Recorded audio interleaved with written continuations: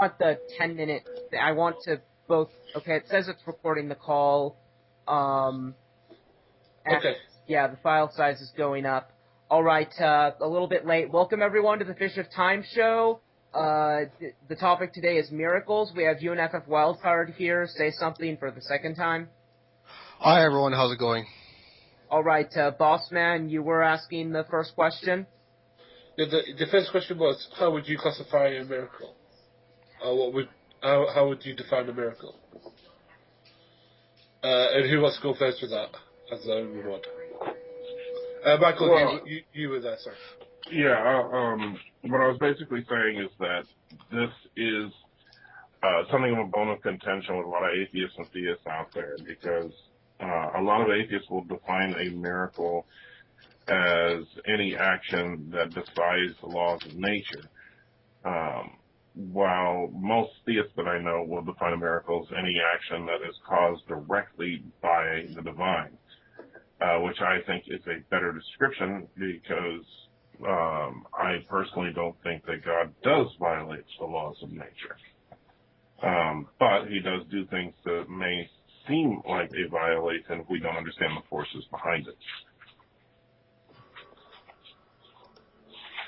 Now, when you ask that question, are you looking for a specific definition? Because I think the definition, according to the common sense, is quite obvious, what Crawford said. Some may define it as saying that you're just simply defying the laws of nature, while others are saying it's the act of the divine. So are you, when you ask that question, are you looking for something that goes more into depth than that? I'm asking how you personally would define it, because, again, that's something that because I don't want somebody to come on the call and people going, oh well, I think this is impossible, and you going, oh well, that's not how I personally define a miracle, and that's what I'm sort of getting at. Yeah, how you would personally define a miracle, and do you think it's a suspension of scientific laws or natural laws, or do you think it's something that happens as part of the natural order of things? That's what I'm getting at, really. I mean, I don't know. I don't think we are in a position to say whether God operates through or in direct opposition to the laws of nature. And I'm sorry I didn't say hands. Okay, okay. Well, really, what I would say is that I do think that those two really are the top two, at least most accurate from our human standpoint of the defining a miracle. But I'd really say that in most cases, not all, but most, this argument against, is a miracle simply a violation of the laws of nature or physics, as Rational Roundtable put it, or is it a direct act from the divine? And I would really say that that's sort of a semantic argument, and it doesn't really mean anything, at least in most cases, because, for example, the resurrection of Christ, it was, according to the scriptures, a direct act of God, and it also did, according to atheists, violate the laws of nature or the laws of physics. So the two aren't really mutually exclusive, and as long as there are no major divergencies, and it's not really causing a problem, just the bare bones defining of a miracle, I don't really think that defining a miracle that specifically really matters, at least most cases. That's really my contention here. So I'd say both are the most accurate definitions of miracles that we can ascertain from our human position. Okay, Michael. Well, to that, I would say that I disagree to a certain point, Aaron. Is that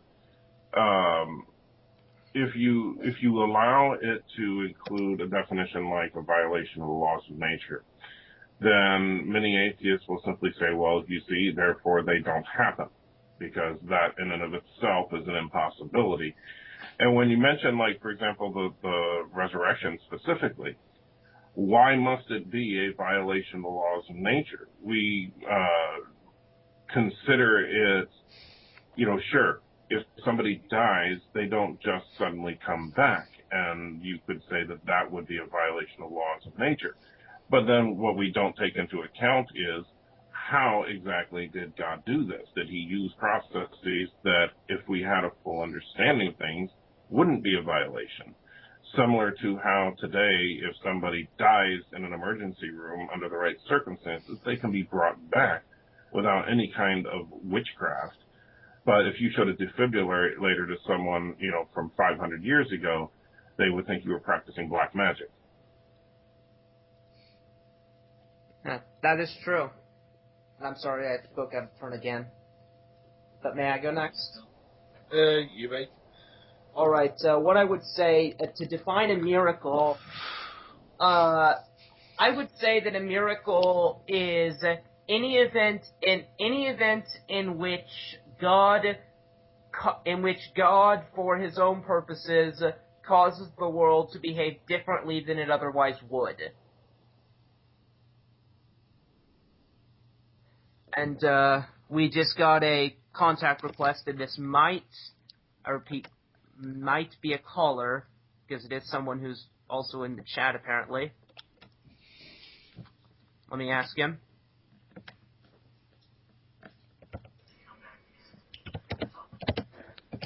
Okay, could I say something? Right, well, the thing is that how I personally would define a miracle is part of the natural world, but when God wants to intervene to give a message to mankind or to point out something to mankind, I think that's what a miracle is, in my personal opinion.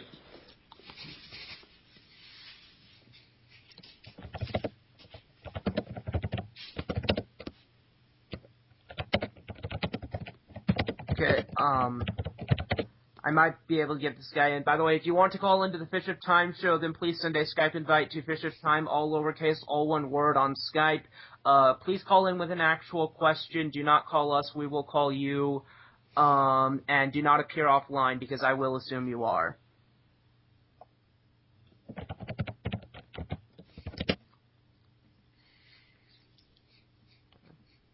All right, and speaking of that, we have the first caller in, but before you speak, let me stop the recording and start a new one, okay? Hello? Okay. Am I good to speak, or...? You just have to wait a second while Puppy just gets this recording sorted out, sorry. I already did. Alright, Isaac, what's your question, query, or statement? I'm Sword Spirit UK in the chat room, and can't a direct act from God be within the laws of nature? For example, God moves a certain person to a different place. They're hearing the story of God making a man stand on his head as an answer to prayer to let someone else know that God was there and willing to help them out of a suicidal condition. So an act of God doesn't have to be supernatural. It can be natural upon placing, like a pawn, placing one chess piece into a different square rather than breaking the laws of nature.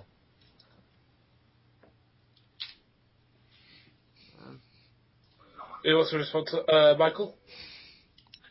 Yeah, I will, Jack. I agree 100%. As I mentioned when we were talking about definitions, that in fact I think that it is highly unlikely that even just because something is miraculous that it would necessarily be a violation. I think that just from my own personal perspective, there is no such thing as a violation of the laws of nature. I do believe in that logic is not something that can be violated, that it's something that can simply be broken.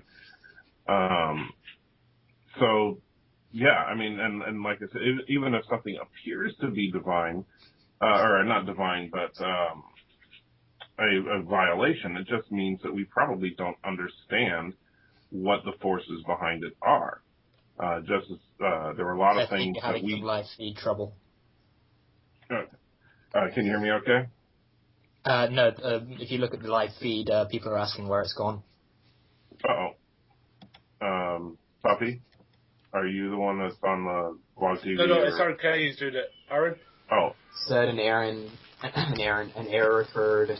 Please close the window and try it again. So I'll try and reboot the broadcast. Okay, we'll just wait a minute if you don't mind, Jack. Sorry about that. Sure. No worries. Technical issues happen. Technical BS.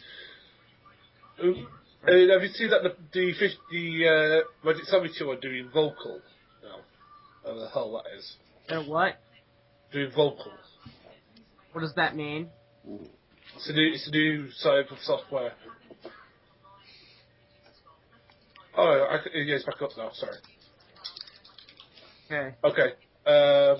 Well, let's get back at it. So, who was speaking before that?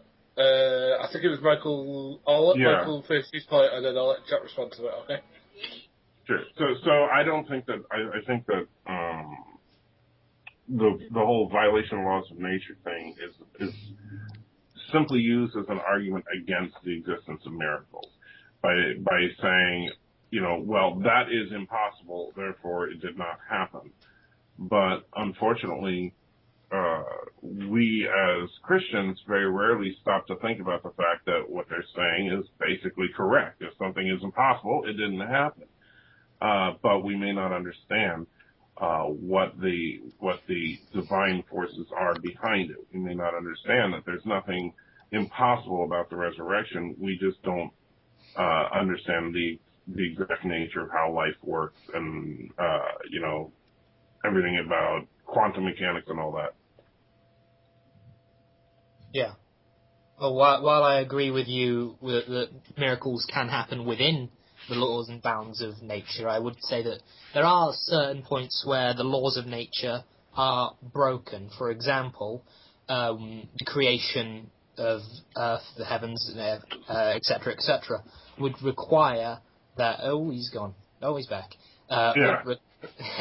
Would require that the laws of nature be broken, and something like a defiance of the laws of physics, as some people say it. Or we could look at God working his miracle through Moses of parting the Red Sea. I would say that would be called impossible by some people, but we definitely know that it happened due to the crater at the bottom of, the crater at the bottom of the Red Sea where it would have separated. I don't think we'd really see that through natural happenings unless there was a divine force behind it, a supernatural happening, if I might use the term. Well, let me ask you, you mentioned creation. What about the creation event would necessarily be a violation of the laws of nature? Well, creatio ex nihilo would be a violation of the laws of nature. You could argue that everything exists in the mind of God, but he still made matter out of non-matter. As God does. And so that would be a violation of the laws of nature. Right, Michael, let Jack finish, and then you can respond. Sure.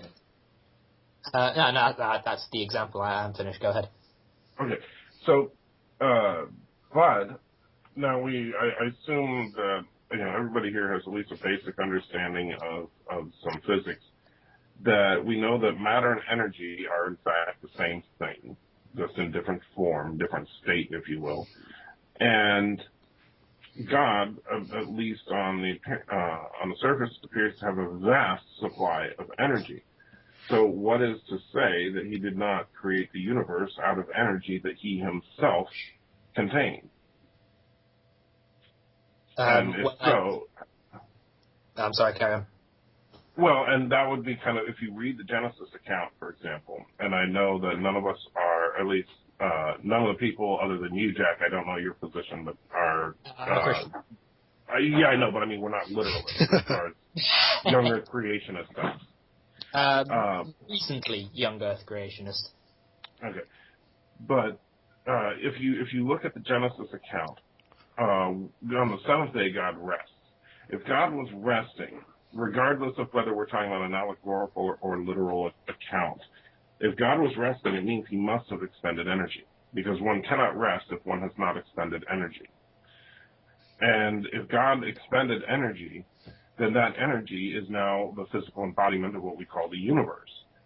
And there's nothing, as far as I can see, that makes that a violation of physics, other than we just think, oh, wow, he created something out of nothing. But he didn't. He created it from his own energy supply. Okay. Well, I would say that God is his main attribute is holiness, separation from everything that is, in our case, natural, the stuff that we would see every day, such as, well, not see physically, but you get the idea, as nature and as energy and matter. Well, I would then go and take that further, that maybe God, not being all-powerful, not needing rest, only took the rest because it pleased him to do so, as if he was to make a rose that no one ever saw because he pleased him to do so.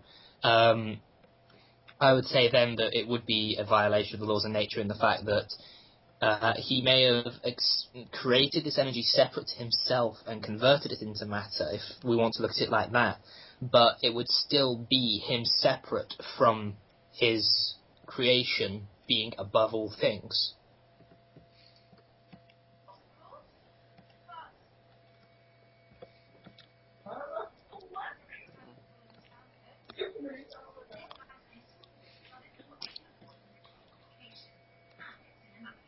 And the crickets are chirping. Sorry, well... No, I don't blame you, but I would like to, Wildcard, what you had to say on this. All right. Well, I just want to clarify, Crawford. Are you basically suggesting that miracles can happen so long as they're, well, how should I put this, conceptually possible? As in, God could put a baseball in space, but he cannot create a square circle, that sort of thing. Yes, I would say that God cannot create that which is logically impossible. I do put that. I know some people say that removes omnipotence from his list of properties, but as omnipotence simply means all power, does not mean infinitely powerful. It doesn't mean that God can literally do anything, including create a square circle. So, are we disconnecting what is conceptually possible from the laws of physics and the laws of cause and effect? And I'll explain what I mean by this. Because if one suggests that the creation of the universe is a violation of the laws of physics, and we have yet to have explained how exactly that is, but...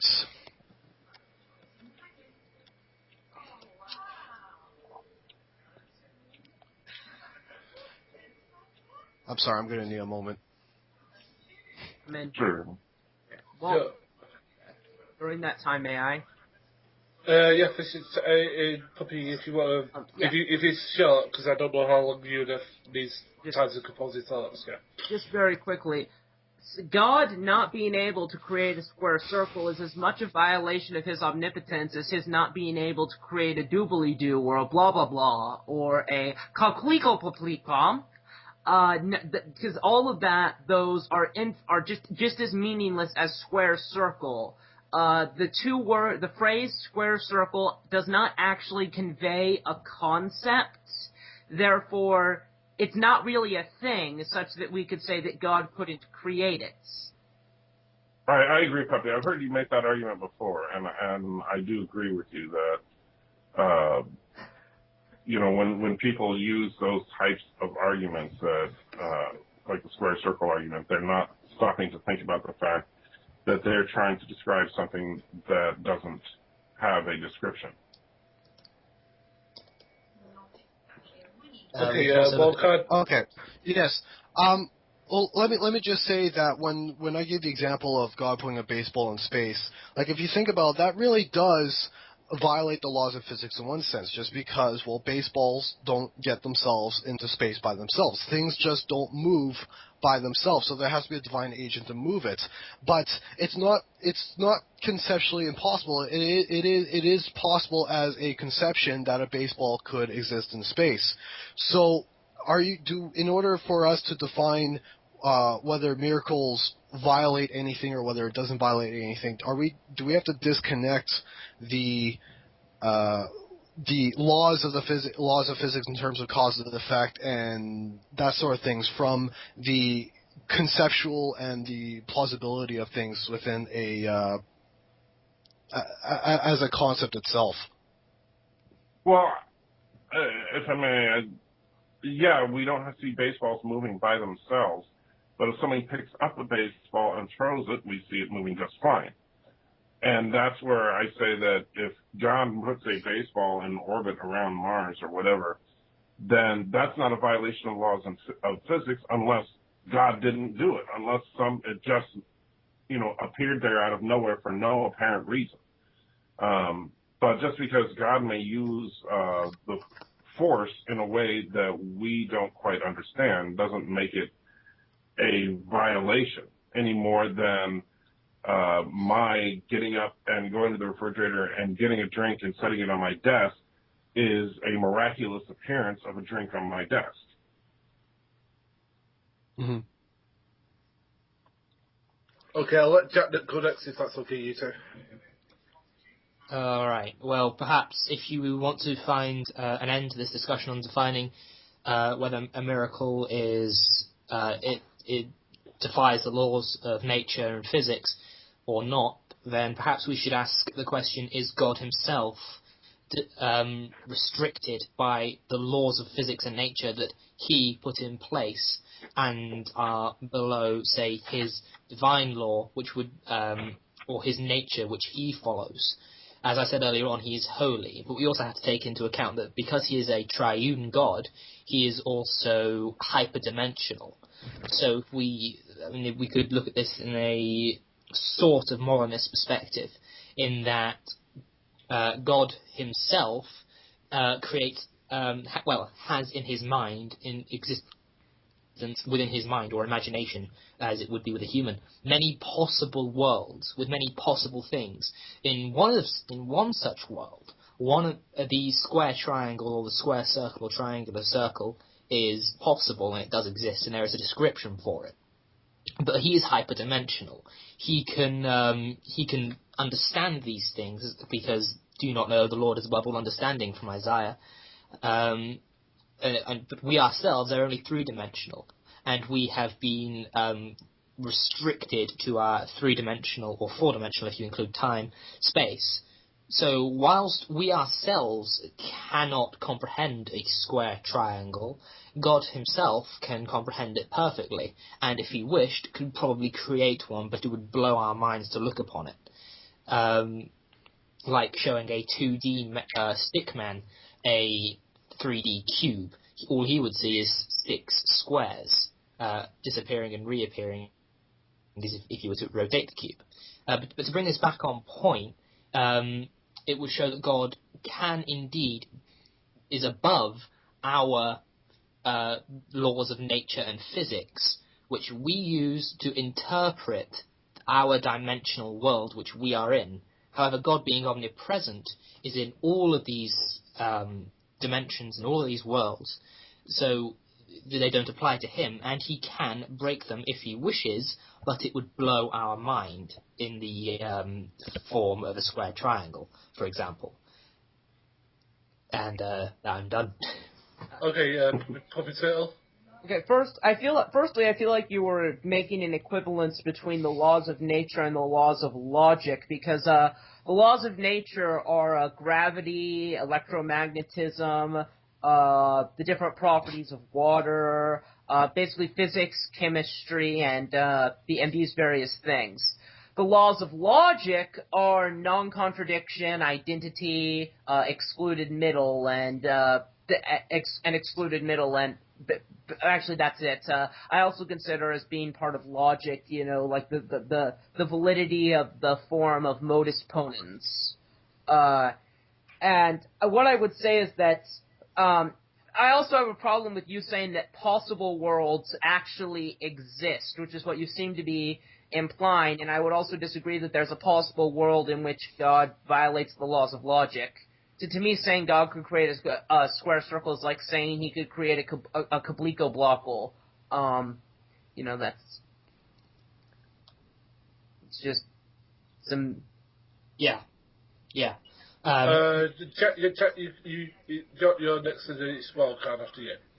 Alright, well, I never actually said that, he never actually actualizes, these never actually become actual worlds in the philosophical sense that we would have an actual world. They are potential because they exist within the mind of God. If he so wished, not being restricted by our own natures and being of his own nature and separate and holy and higher than everything else, he could, if he wished, create one of these separate worlds. But I'm not saying these worlds actually exist in actuality. As for laws of logic, we then have to say, well, is God restricted by our views of the laws of logic? Or is he above the laws of logic, but decides so that not to melt our tiny and feeble minds, he will follow the laws of logic of this dimension? We do have to remember that there are hyperdimensions. We know this simply from a child's drawing. We can have two-dimensional drawings. That it would logically be okay to assume that there are dimensions other than one dimension, 2 dimensions and 3 dimensions and 4 dimensions, up to an infinite number of dimensions, should we so wish, and God exists in all of these dimensions that we could never fully comprehend. It's not something like Doctor Who, where you go through a portal and you're suddenly in an alternate universe. It's, say, another way of measuring things. We have, say, centimeters. God would have centimeters and then some other unknowable to us measurement of something else where he also existed, simply because he is omnipresent. Although I would definitely agree with you where God has made, I would say that God has not made many other actual worlds. He has only got potential worlds within his mind because he's a creative God. And that's about me done. Okay, Wildcard. Yeah, I just want to say you got to be very careful when you suggest something like that, because we define square circles as I don't know if axiom would be the right word to use, but we define them as being just logically impossible. And if you suggest that within God's mind or within possible worlds that square circles can exist, that basically suggests that our logic, what we use to discern the world around us, is ultimately unreliable. And if it's unreliable, then if we can't really trust logic to discern anything, then the next 2 hours is going to be very interesting. You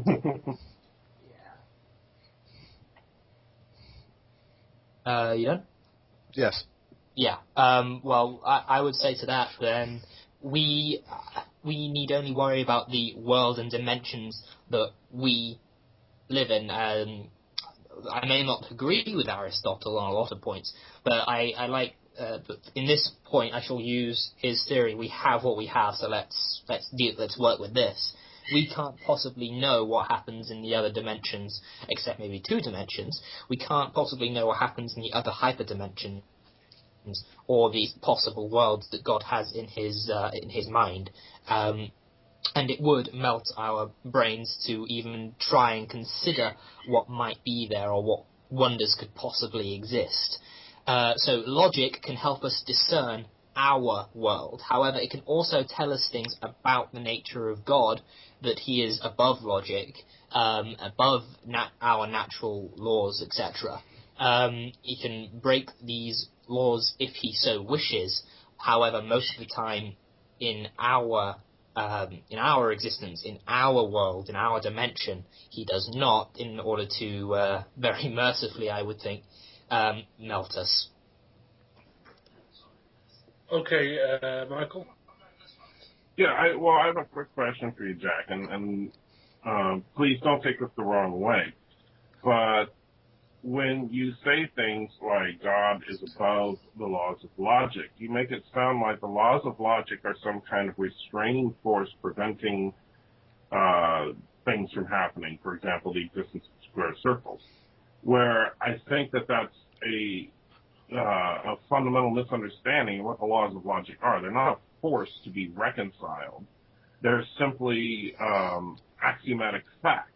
You cannot, and God himself, for lack of a better term, is every bit as constrained by the laws of logic as you or I. God cannot be both God and not God. The law of non-contradiction. So I think that people get confused when they hear it's a law, And so therefore there must be some way to break that law, that it's some kind of limitation if you are held within a law, where the law is simply an expression that we use to try and describe the way that things work. And I do think that it's to suggest that God is above logic or God created logic or something to that effect. I think it's to misunderstand what logic is. Logic is not a thing to be created, nor is it a law in the sense of the speed limit of the universe or anything like that. Now, laws of nature, you could argue, can be tweaked. That you could have a lot of different potential universes out there, and depending on whose scientific model you're looking at, even a variety of actualized universes out there. But none of those universes could violate the laws of logic. None of those, in no universe at all is it possible for something to both be something and not be something at the same time. It's not possible to both exist and not exist at the same time. Those are just, it's not possible for anything, even God himself. And that's it. Okay, Jack? Yeah, I'll be quick. You're right, my mouth did run away with me a little bit there. I wasn't so much trying to say logic is a law that constrains God, but that wasn't the purpose of the bringing in hyperdimensions to this. The purpose was to say that, well, God is above our natural and physical, natural laws and laws of physics. Logic got brought into it at some point. I'm talking about the square triangles, although I was using them to see if they could actually have a description of an actual sort. My mouth ran away with me slightly with the logic part, and I apologise for that. No worries. I mean, Puppeteer? all I'd like to do is repeat myself, saying that, in hyper dimensions, which a square circle couldn't exist in any number of, no matter how many dimensions you have of spatial dimensions, you still can't get a square circle. Firstly, because square and circle are both a circle, which it would be both the qualifier square is being added to, that is a two-dimensional shape. So hyperdimensions are irrelevant. We're only talking about two-dimensional things. Secondly, once again, you may as well say that God can create a Kabliko-Blockle or a blah blah blah or something like that. It's completely meaningless to allege that God can create a square circle, or that God could be God and not be God. What is a thing that's God and not God? That's the equivalent to just pick a random word that does not actually exist in the English language and say it. They would both have exactly as much meaning in the sense that there's exactly as much concept behind them. Okay, Jack? As I said, my original point that I was trying to make is that can God being above the laws of nature and laws of physics, is that maybe he could break these laws, but chooses not to, so as to save our feeble minds, as he chose to appear as a burning bush and use smoke to hide his face from Moses and Isaiah. Then we would have to think that maybe the fact is that if he were to break our natural laws and show us things that are in his mind because there are things in his mind that would absolutely destroy us because we just wouldn't be able to handle them, that's fine. I wasn't in any way postulating that these things exist in the hyperdimensions, and as I said, my point wasn't about that he is above a law of logic, but that he has the ability to create things in different dimensions that we would not see in our dimension. Again, I wasn't trying to say he's constrained by logic or not. I was trying to say that he is capable of breaking our natural laws and laws of physics. Logic got brought into it, and I lost my original point over my ramblings. Okay. Does anyone have any more questions for Jack? Or points? Or... No. Thank you for having me. Alright, thanks very much, Jack. All right. Hold on. Let me stop the recording. But before I do, if you want to call into the Fish of let me let Jack go. But if you want to call into the Fish of Time show, then please send a Skype invite to Fish of Time, all lowercase, all one word. Do not call us. We will call you. Do not appear offline because I will assume you are. And please call in with an actual question rather than just to talk or something like that. Okay. I think we've properly defined what a miracle is. I think, which we've Jack solved. So, I think one of the miracles that is, to the Christian message is the resurrection of Jesus. Now, how could one decide whether that event happened or not? Who wants to go first with that?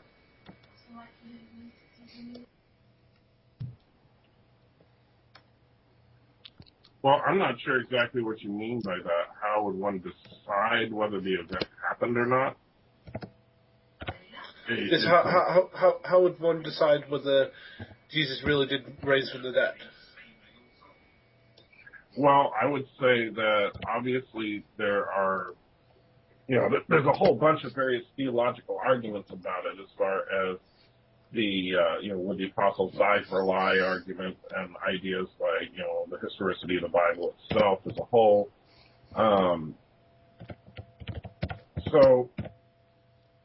I think that one thing we need that we as Christians need to be better at defending, however, is the attack that the resurrection didn't happen because the resurrection couldn't happen.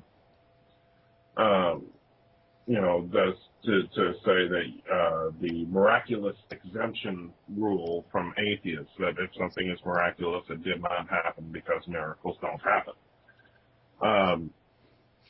To which I would offer the defibrillator as a counter argument to that, or anything that we say that's a modern that's a modern convenience or a modern piece of technology that couldn't have possibly existed, in the distant past, not at least from a human perspective. And so is it a violation of the laws of nature for a man to move more than 30 miles per hour? Yes, because a man can only run about 30 miles an hour. And yet we do it every day when we get in our car and drive to work. Okay, okay. Well, thank you. Concerning the resurrection, I would say, first of all, it's exclusively a historical matter, unless, we've already done this, going to the possibilities of a miracle occurring at all. But in terms of history, I would say that, obviously, the historical record we have in the Bible, specifically the Gospels, and the early creed mentioned in 1 Corinthians, is indeed sufficient historical evidence to prove, quote-unquote, at least in the context of history, that the resurrection did indeed occur. Now, skeptics usually reject that argument by saying, well, I've actually heard some say, well, by definition, a miracle cannot occur. And then in that response, I would say that that's completely circular and it's begging the question, because if they were to say, just make the claim, miracles not heard, miracles cannot occur, and then I would say, well, I think they do occur, because here, this book and this collection of books called the Gospels say it did. Then what would they say? To discount that? They would say, well, miracles can occur. They're starting with the premise that miracles can occur and ending with that same conclusion. So any real argument against that, other than a basic attacking of the historical veracity of biblical documents, really falls down and is question begging and circular. At least the majority of those arguments are. Okay, Puppy. Yeah, which brings me into the thing I wanted to discuss next, which is the question of, can history prove miracles? And this is actually, Aaron K. suggested this show, the Miracle Show, is specifically for that question, because he is a guy who deals primarily with history, deals with that a lot. And also, if you want to call into the Fish of Time show, please send a Skype invite to Fish of Time, all lowercase, all one word. do not call us. We will call you when we see your invite. Do not appear offline and call in with an actual question, please.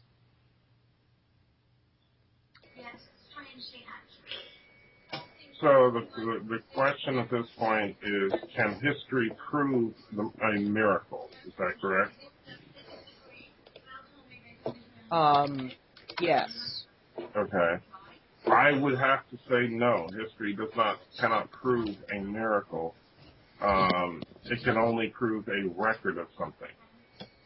The problem with historical evidence is that, you know, it would be like suggesting that because we can historically prove that Isaac Newton wrote his Principia Mathematica, therefore that proves that Newtonian physics are more accurate than relativity. No, it only proves that he wrote that particular idea.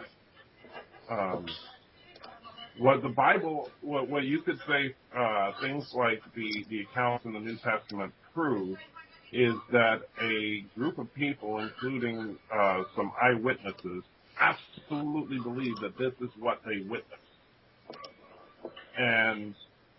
But that doesn't prove the event actually took place. And it's unfortunately a concession but it's I think a necessary one to be intellectually honest, that we cannot say that any type of historical evidence is absolute proof of any event actually taking place, only that people believe that event took place.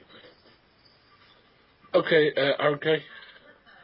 Okay, thanks for that, Michael. That's actually a very good point. And I would have to agree with that. History cannot, at least within a scientific context, prove a miracle. I mean, the closest history can get in any situation is archaeology.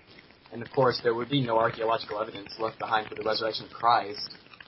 And so I would have to admit that history cannot prove that a miracle happened. But basically mine and most historical apologists' argument rests on the fact that we do have eyewitnesses, very arguably eyewitnesses, that wrote books professing belief that this miracle did indeed occur.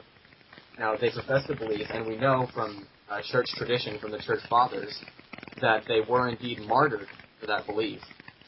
In other words, they were told they died rather than renounce the beliefs. This proves that they did indeed believe it. So now, really the question that would, as close as one could prove something historically, would be, why would they come to believe in such a thing?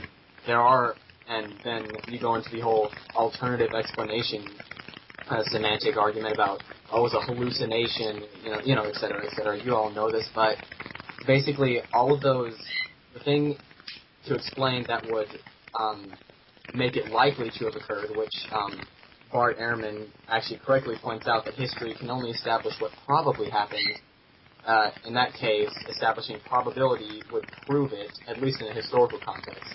So I would say that the fact that they believed it and the lack of reasonable alternative explanations for their absolute belief would, quote-unquote, prove it, at least in a historical context, but admittedly not in a scientific context.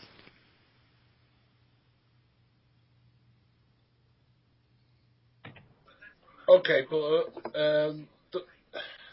to be devil's advocate for a minute, the problem is that most non-believers out there would say that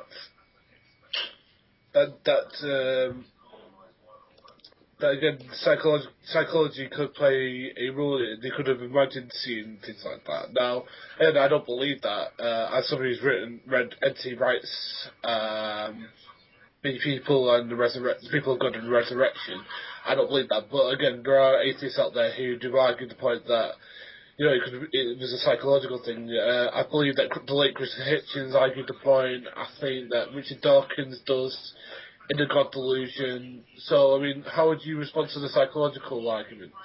I was wondering. Well, what I would say to that is psychological. I assume you mean a group hallucination. And group hallucination have three criterion, very specific criterion. I can't pull them up for you right now, but I do know that there are three. And I can tell you that the resurrection actually fails. If you fail one criterion for a a group hallucination, then the group hallucination is rendered completely impossible, at least by modern psychology. And the resurrection fails all the criteria required for a group hallucination. Now, the standard skeptical response to this would be either they just ignore your point, or they would sort of make this concession, say, yeah, a group hallucination isn't a good explanation, but it's a better one than the resurrection, because, and then they would go back to the question begging, history cannot, a miracle is impossible to occur, therefore any explanation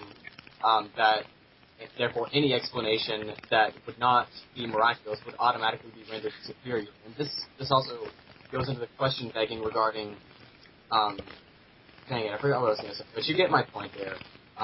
That historical documents basically, that argument assumes that miracles are to be given special criteria in history, which is begging the question, because as historian Michael Grant notes, we're to give to the New Testament the same standard as any other historical document. So that the argument that they hallucinated, first of all, is factually incorrect, because they're going by what information we do have, it would have been impossible. And yeah, I've said all I need to, so I'll cede the floor to Puppy. Okay, Puppy Tail. All right. In the conversation I had with the atheist, I spoke of this earlier before the show started last night. The question that he posed to me was, what of in the Acts of John, where it says that John commands the bedbugs to go away and wait by the door, and they do. You know, it's a miracle in an apocryphal text. And I think he also mentioned the resurrection of, I forget the guy's name, but he was a contemporary of Jesus living about the same time and also had a resurrection. I think it was Apollonius of Tyana, it may have been. I mean, what would you say to the argument, you wouldn't believe in a miracle because it was recorded in an ancient document when it comes to the bedbugs, therefore you shouldn't believe in the resurrection? Yeah, I mean, that argument really revolves around the superiority of the Gospels and the letters of Paul in comparison to these other documents making claims.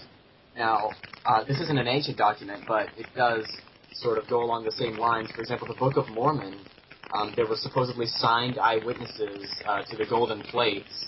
I'm not too familiar on Mormonism, but most of you know what I'm talking about.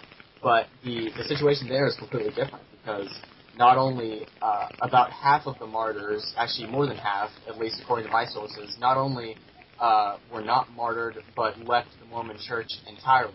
And even Joseph Smith, when faced with persecution, he not only was not martyred, he actually shot and killed several people in an angry mob, and then died from the mob. So I'd say that these situations are completely different. Now, in terms of the Apocalypse of John, or the Acts of John, the Acts of John, I would say that it goes into which document is superior historically.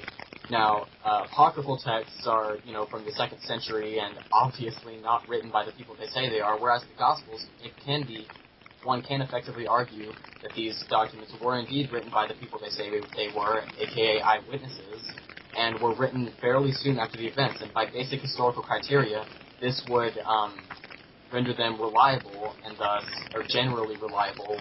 Assessing reliability of historical documents really goes more into the philosophical aspects of it. But being an eyewitness, a document written by an eyewitness, and on top of that, relatively soon after the event, would give that document a good amount of historical veracity, because looking at other things of history, for example, Alexander the Great, the first account of him is from Plutarch, who wrote hundreds of years after he did, yet anyone dispute the account of Alexander? Of course not. I can't specifically address your argument, but I can sort of generally argue against it, is that it really is a matter of historical veracity in the document.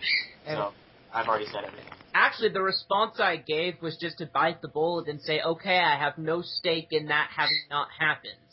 You know, Yeah, you're gonna have to I would agree. you're gonna have to show my logic proves something that I actually need it not to prove. If you're gonna attempt a reductio ad absurdum, you need something I'm actually afraid of, and I'm not afraid of John telling bedbugs to go away. If that happened, it doesn't challenge my Christianity in any way, and the fact that what I say would prove that does not challenge my Christianity in any way, or even challenge the argument. Though I do think that at least the independent attestation thing is a major issue, of a major thing that makes it disanalogous. And if you want to call into the Fish of Time show, send a Skype invite to Fish of Time, all lowercase, all one word. Don't call us, we'll call you. Do not appear offline because I will assume you are, and please call in with an actual question. Okay, Aaron? Yeah, just to briefly go over that, I would agree with you. I would say, yeah, I'm open to the possibility that those bed bugs, lined up at the door or whatever it said, but that doesn't really matter because it's not like the resurrection. It's not a life-changing event. So I'm completely open to that possibility. However, whether or not it happened is really irrelevant in terms of the larger discussion. Now, again, going back to the reliability issue, would a document that was a forgery written by a heretical, very minor sect of early Christianity, over 100 years later, would that be one document saying that? Would that be sufficient evidence to conclude that historically? And I would say no, because it goes back to the reliability issue. And again, I would agree that the bedbugs thing, I would have no qualms with accepting that because it doesn't contradict what we know of in the early and eyewitness accounts. So I would agree with you there.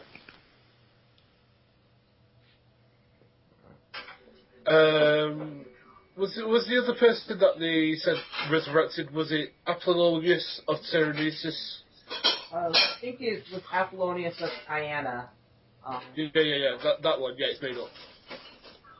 It's made up. Somebody made it up. Because it is basically paralleling the New Testament because some person in the Jewish thing wanted to buy into him. Now there's no reason, because Apollonius was before Jesus, that they said to do this sort of smear campaign because they didn't want to believe Jesus really did resurrect. So what they basically did is say that, oh, he resurrected well. Well, he wouldn't be part of the Jewish beliefs then, because Jewish beliefs, resurrection didn't really happen that way. So historically, it doesn't really line up with facts that we have. Exactly. And there's other things. If you want, I'd wish that Albert would do a series on Apollonius because that would be a Polovich.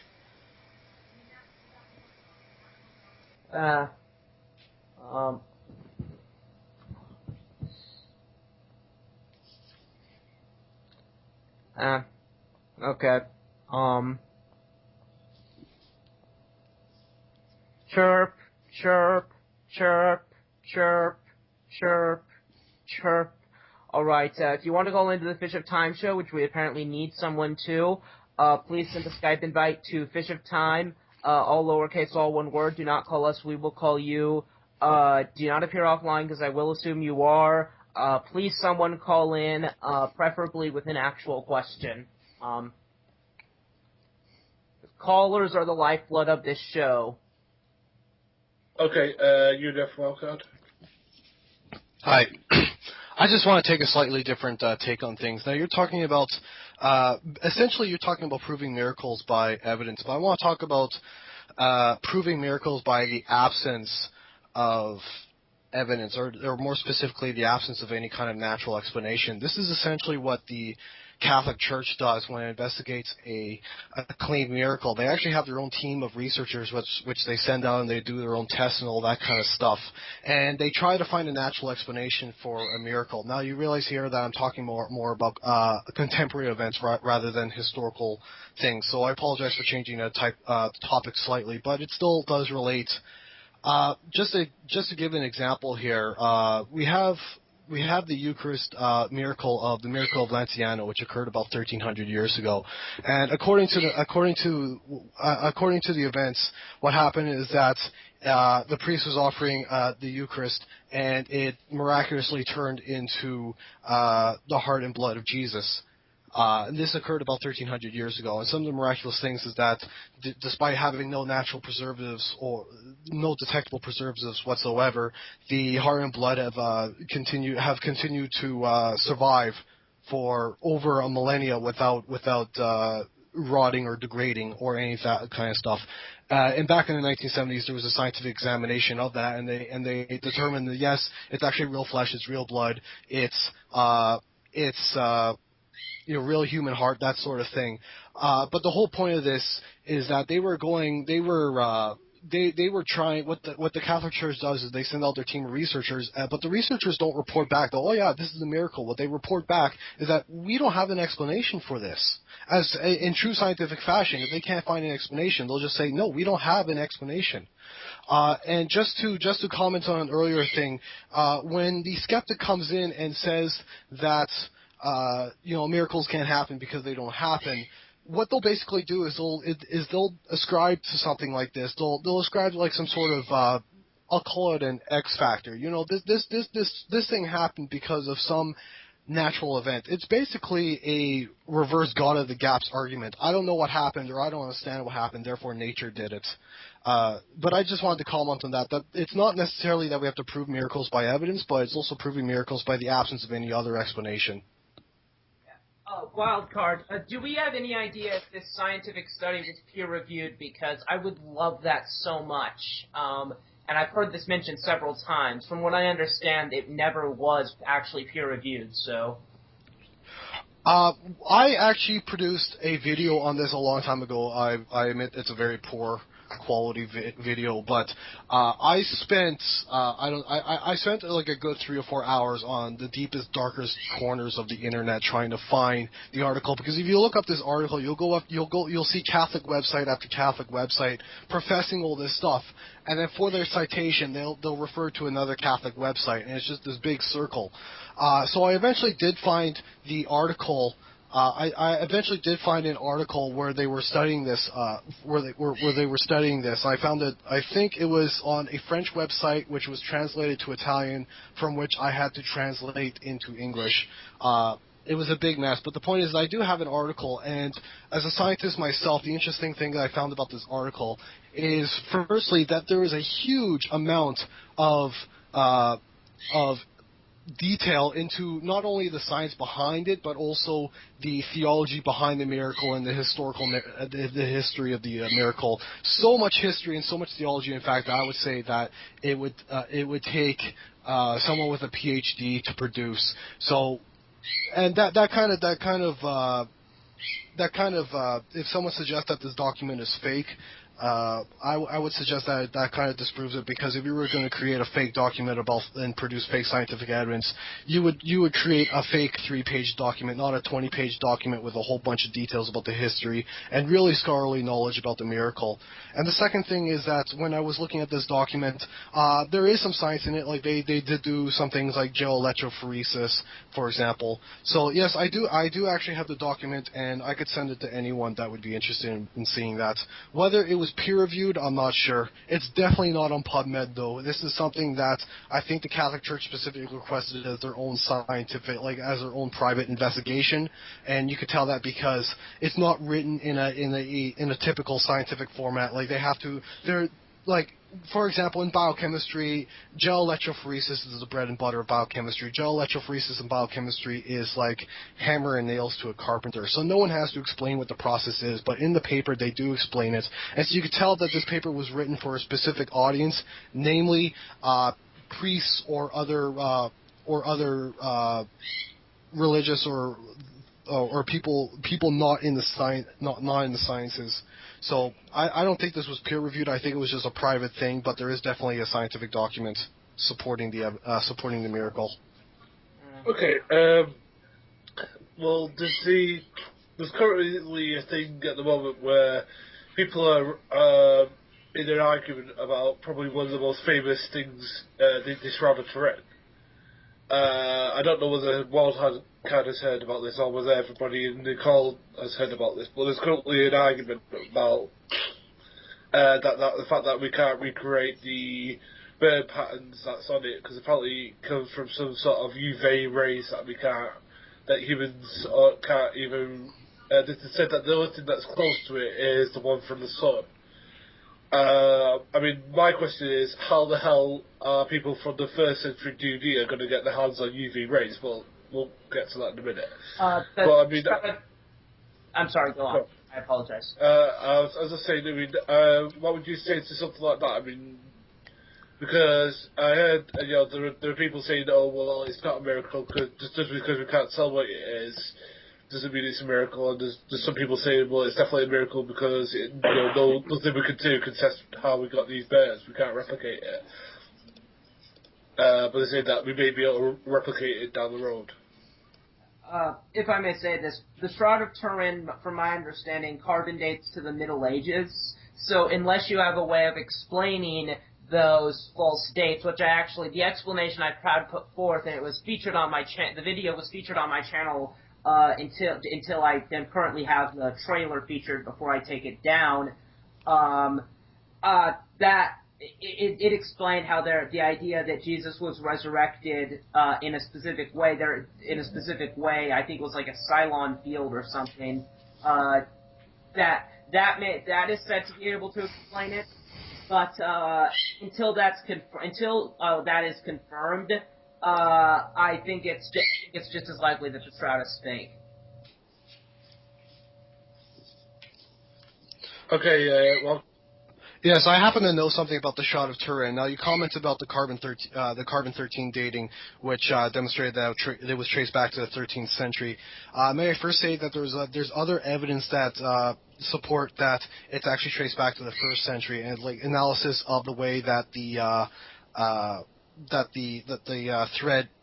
threads are woven into to form the sheet matches the way that the material is produced in the region, but or to give another example, pollen spores that are trapped within the fiber themselves, which have been traced back to Jerusalem and Constantinople, and like the way that the Shroud of Turin has made its way across Europe.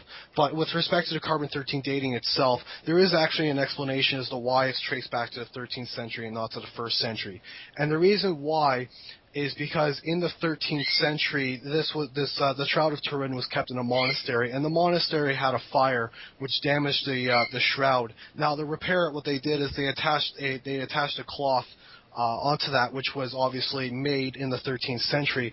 And what happened is that when this analysis of the Shroud of Turin was being investigated, I don't know whether it was the Pope or whoever was responsible for this, told the scientists, please do not cut off like so much shroud, please do not this is one of our most holiest of relics, please don't damage it too much. And so what the scientists did is, instead, they did triple analysis, except instead of taking 3 different pieces of shroud and analyzing them all separately, what they did is they took one single piece of shroud and then sent it off to 3 different laboratories.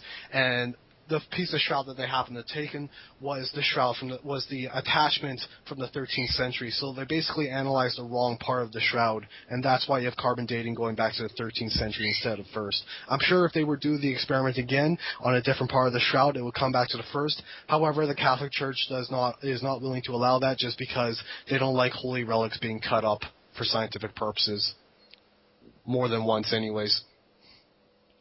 I'm done.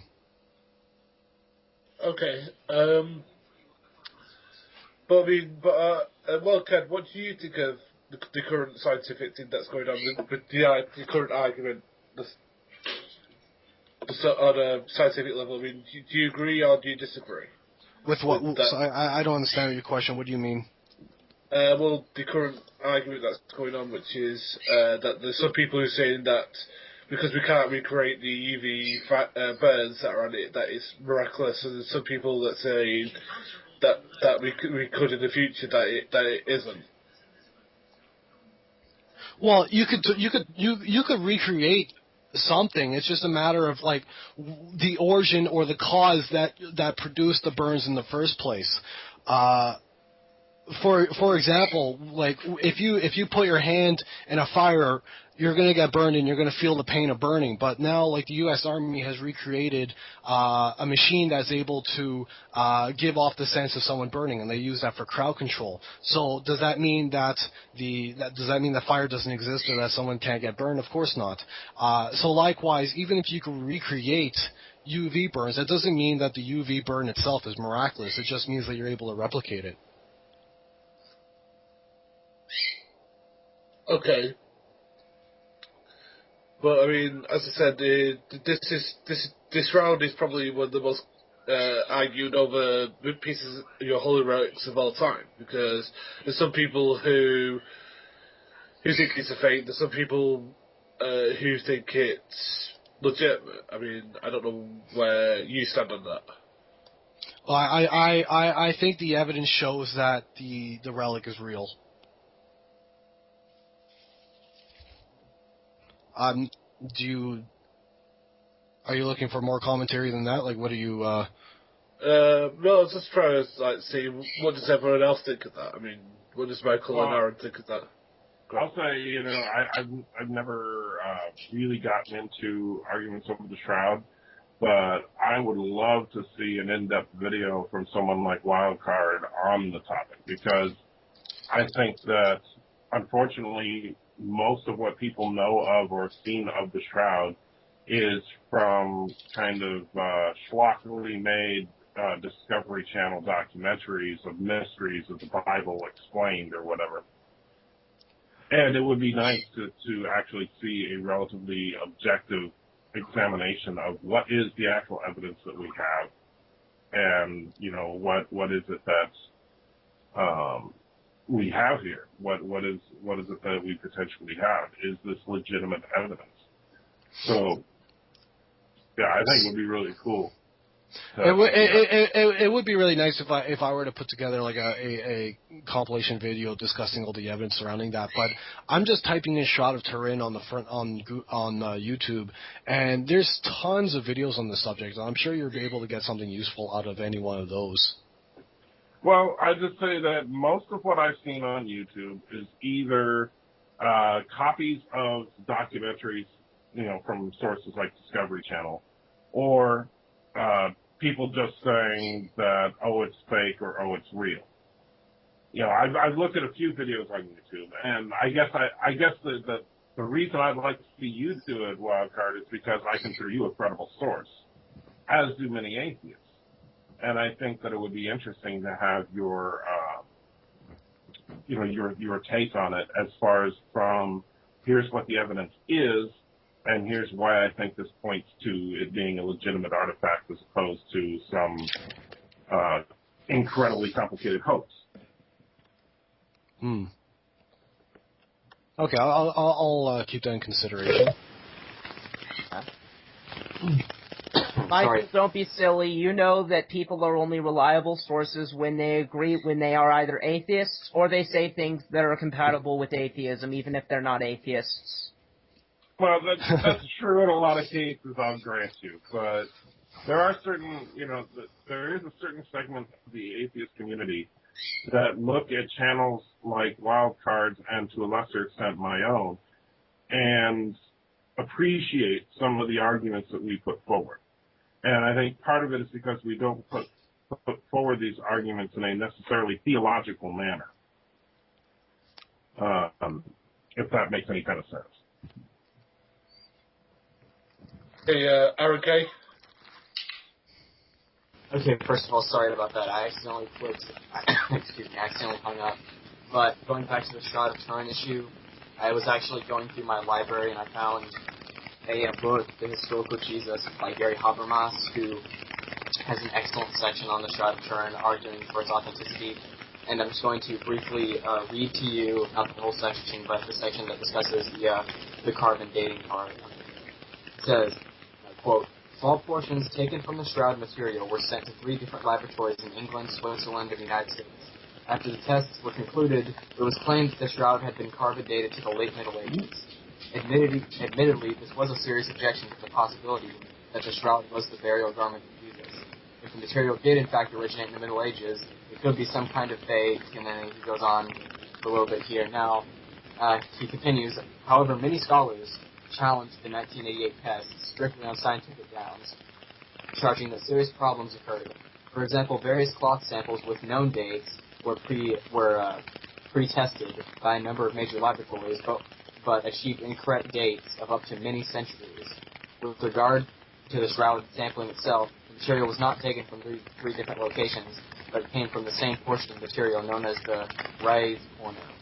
Although this is the most contaminated section of the fabric of the famous cloth, there's an absence of controlled recognition and removal of contaminants. And he goes on for a little bit, but that's basically his response to the carbon-14 issue.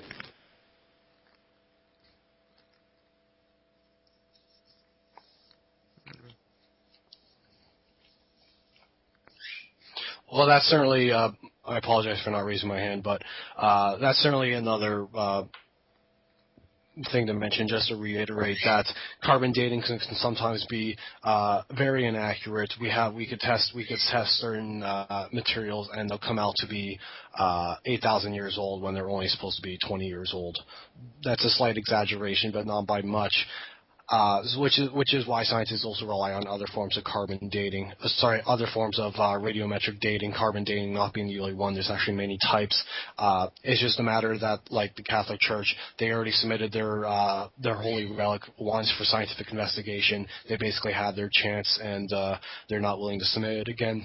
So this is something that we may not ever know, but these are all things to consider.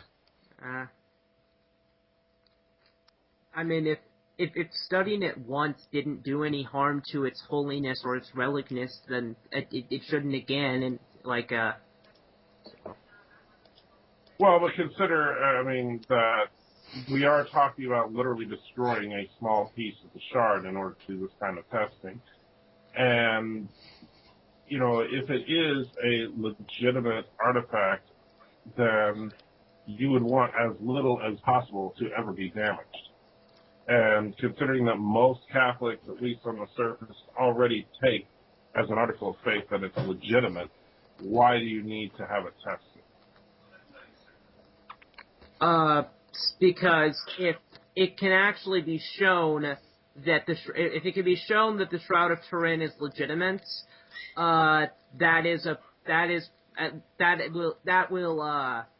would be amazing for apologists. It would really help, us out. Or I should say, I shouldn't call myself an apologist, because me calling myself an apologist is kind of like a little girl with an easy bake oven calling herself a chef. I'm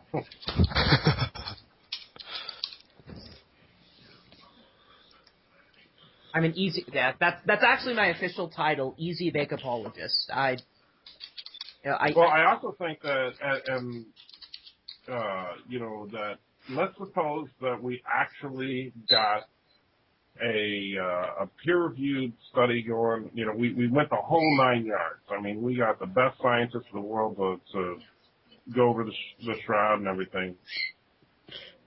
Now, you're going to run into a problem in that you're going to have, for example, if any of these scientists happen to be atheists, they're going to have a very difficult time publishing anything that says, yes, this appears to be first century, yes, this appears to be of no possible origin other than, something that defies description or whatever. You're going to have atheists that are going to just flat out refuse to publish those types of findings. At the same time, if you don't have any atheists on your team, then everybody will simply claim confirmation bias. And so I do think that it will be problematic to really have a definitive shroud study done.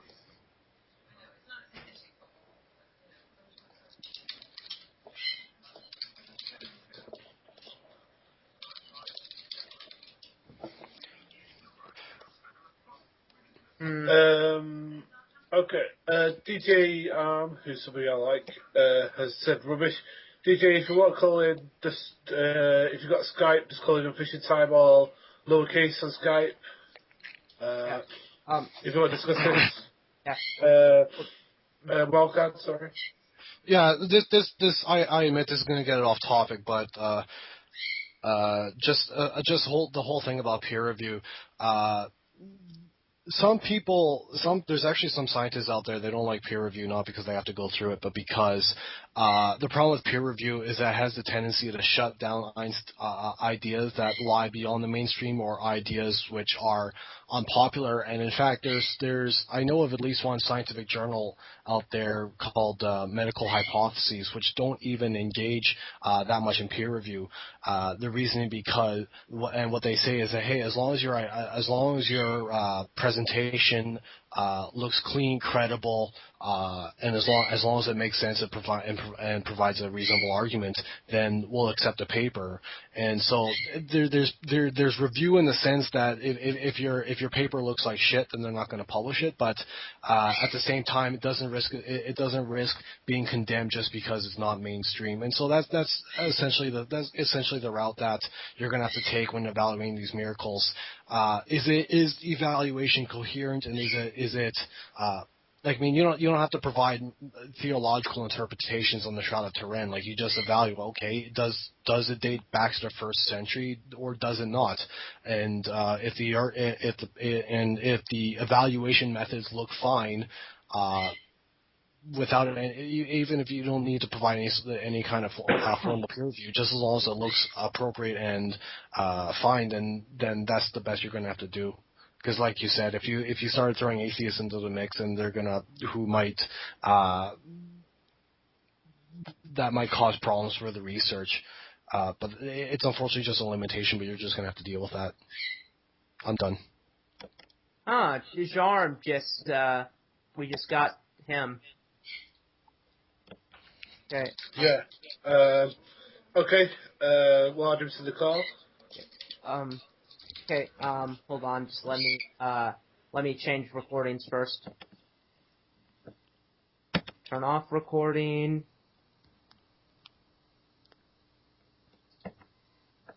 Turn on recording.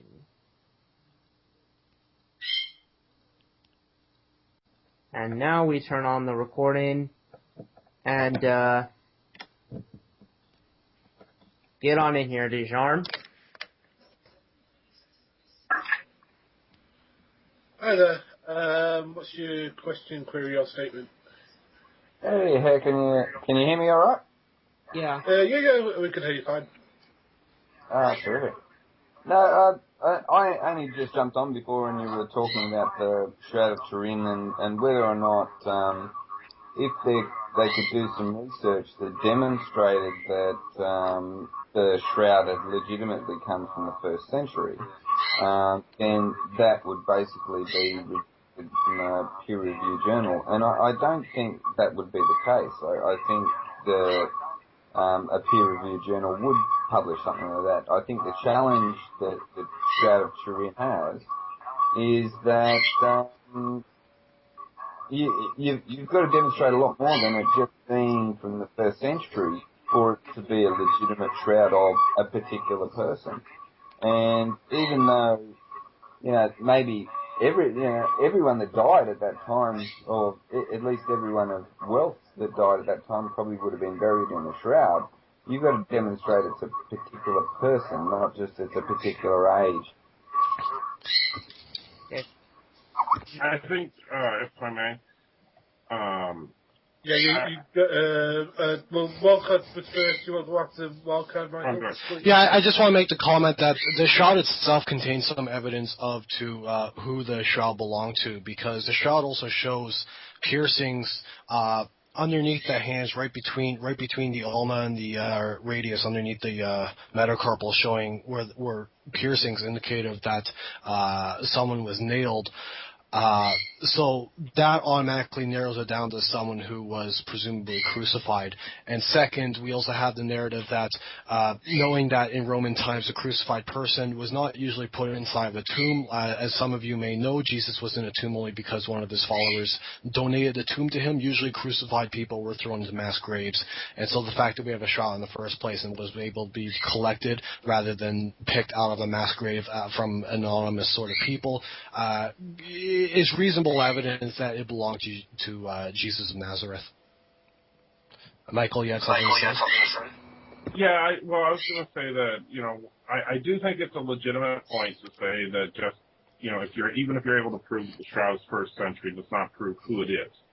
But at the same time, at least you're moving the research forward to where now people can say, well, legitimately, that this appears to have, it's possible that this is the Shroud of Christ.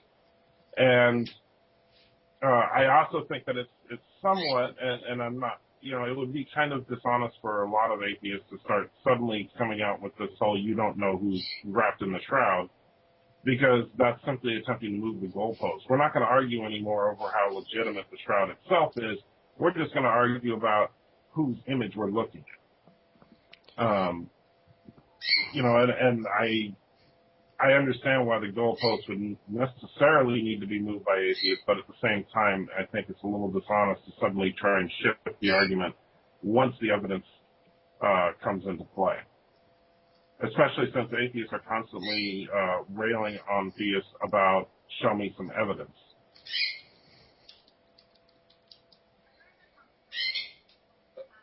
Okay, do you have a response to that?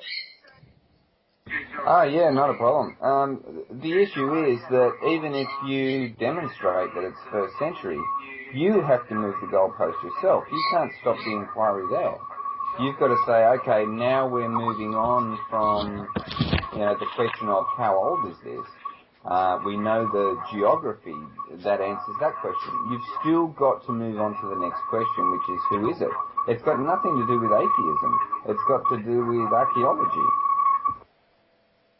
Well, I agree that would be the next logical step, to start looking for evidence as to who it is. What I'm saying is that not having a driver's license included with the shroud is, absence of evidence is not evidence of absence, as they say.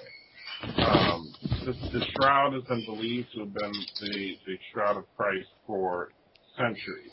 As UNFFW already mentioned, there is sufficient evidence within the shroud itself to suggest that the person was at least a crucified individual. And it's a fact that crucified individuals were not wrapped in burial shrouds and put in tombs. They tend to have been discarded as literally as trash by the Romans.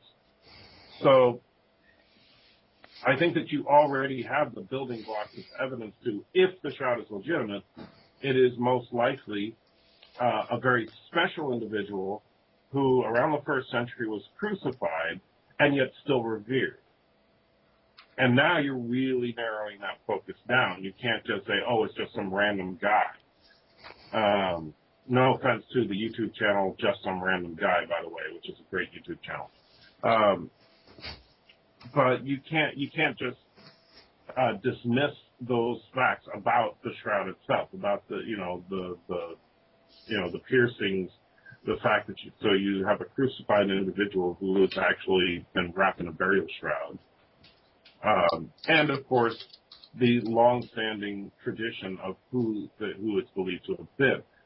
Now, tradition in and of itself is not full-blown evidence, but it is circumstantial evidence in that why would the Catholic Church be holding on to the shroud and insisting what it is if they didn't actually have some reason to believe what it is?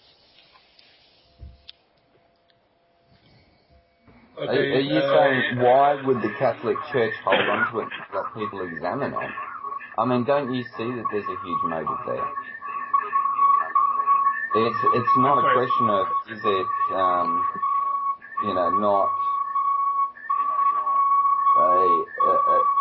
an unfalsifiable thing. It's not like they go, hey, let's hang on to this because we know it's real, and if we let other people have it, then, like, the only way that they would hold on to it and not let people do it, examine it or anything, is if they understand that it's not real. I would doubt that they also want you to do it if they believe it's a legitimate artifact. Why would if, for example, you don't see people, even though I'm sure there are people all around the world who would love to, you don't see people tearing apart the classic works of Da Vinci to get a better understanding of how he made his pigments and his brush strokes and his canvases and everything.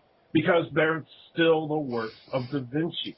They are still highly prized, valuable in their form that they currently have. So we're not going to just shred them and examine them for scientific testing. The Catholic Church is obviously very protective of the shroud. If the shroud is legitimate, that's a good reason for them to be very protective of the shroud.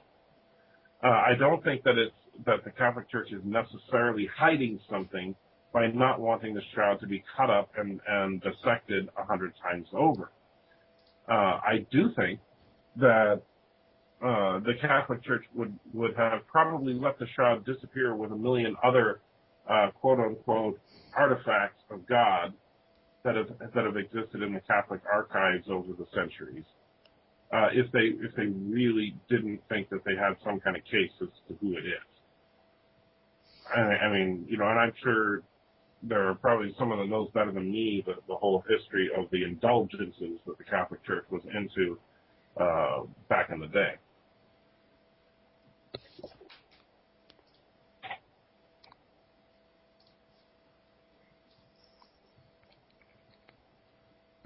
Hang on a sec, I just got to go grab some headphones, because every time I unmute my mic, I get this feedbacky sound. Well, that was actually the most clear you sounded this whole conversation.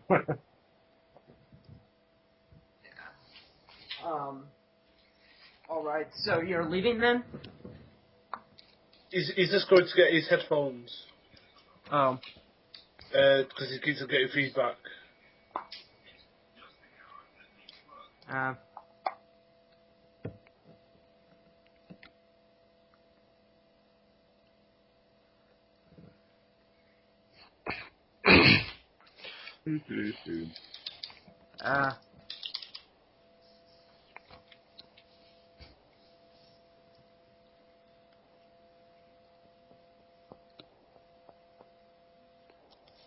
Wildcard, I think you should go ahead and talk if you want to, because we're all waiting. All right. I just want to mention as an additional point of evidence showing that the shroud is legitimate rather than a medieval fake.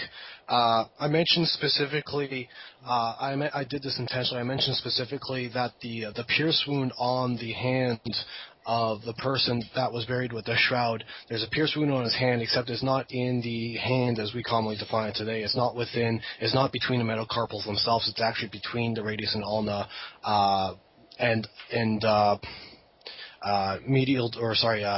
proximal to the carpals, and that was the way that crucifixions were actually done, because the reason why they would put the nail there rather than in the hand itself is because your hand could actually support it there. They actually put it in that your body can actually support the weight. You can actually support the weight of your body there. If you just put it in the hand, the flesh in your hand would just rip out, and you wouldn't be able to support your weight with your hand themselves. And the reason, and the whole, but if you look at virtually any crucifix today, you'll see that the artist has put the nails within the hands today rather than in the wrist. And the reason why that is just due to a simple translation error, because the Romans say that we put the nail in his hand, except the Romans considered the hand as not only the hand as we consider it today, but the wrist and virtually about half the forearm, I would say. And so that was basically just an error translation. But the interesting thing is that people in the Middle Ages, if they were creating a forgery of this, they wouldn't know that. And all the medieval art of Jesus on the cross show that the nail goes into the hand rather than into the wrist. And so if they were creating a forgery, that's where they would put the piercing wound. So the fact that the pierce wound is actually inside of the wrist itself is evidence that it's not a forgery at all. That's interesting. I did not know that. If I may say, my understanding was that it was actually the other way around, that the pierces on the Shroud of Turin were in the hands, and a serious problem with the Shroud of Turin was that it would have to be in the wrist. No, just go on Google and take a look at the picture of the Shroud of Turin. You'll very clearly see there's a blood stain right over the wrist rather than on the hand. And I'd also heard that more recent medical evidence actually showed that they could have crucified on the hand, because the old ones didn't consider the feet being anchored. when they addressed where it could be. I think you can put something in the hand itself, except that you would have to support it with rope. And I think that might have been an alternative method, is that you could put the hand through you could put the nail through the softer hand rather than through the harder wrist, but then you would have to tie the hand to the post to support the body weight. I'd heard that just the feet could do it, like the thing that supported you was your feet were nailed to it and your hands were nailed to it, and the feet caused like less tension to be put on the hand such that it was possible. I mean, even if it was shown it was possible that both happened, that wouldn't show how it did happen, and it could well be that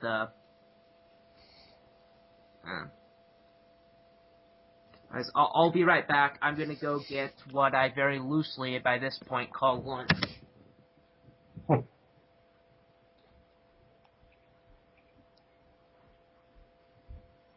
How does one loosely define lunch? Just wondering.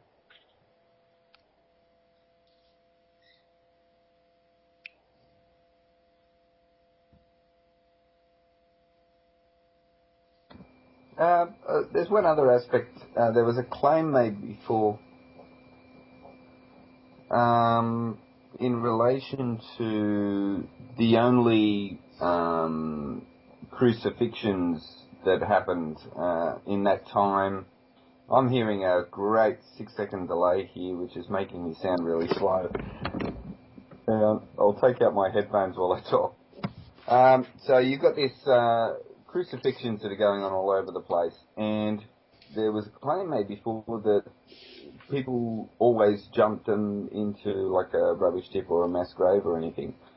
Is there anything to back up that? Because if you're saying that this was a unique death in that someone is being crucified and then wrapped in a shroud and put into a tomb, and you're using that in an evidentiary perspective to say this is the only person at that time in this place that this would have happened to, and using that claim to back up the authenticity of this being a particular person. I'd just like you to add some more to that to demonstrate how that is would be true. Okay. To be honest, I'm not familiar with any of the historical evidence concerning crucifixion, so I won't be able to answer your question. That's not my area of study. All I can assume is that Roman historians or other historians would either have excavation sites or other documentary evidence supporting that people who were normally crucified for whatever crime they committed were simply thrown into a mass grave. I'm assuming maybe that they might have excavated someplace and they would have found human remains with evidence of crucifixion.